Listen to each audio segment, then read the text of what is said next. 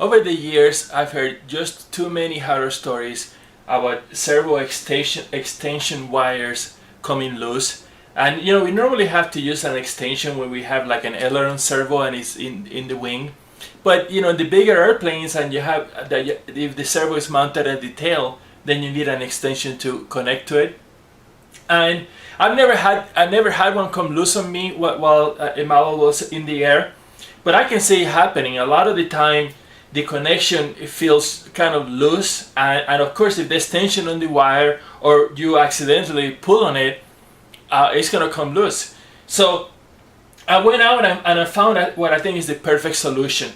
There's this, they call them servo connector caps, and they're pretty inexpensive. I paid $1 for 5 of them, even though I've also seen the exact same ones selling for $5 for 5 of them, here in the US. So keep an eye out for that.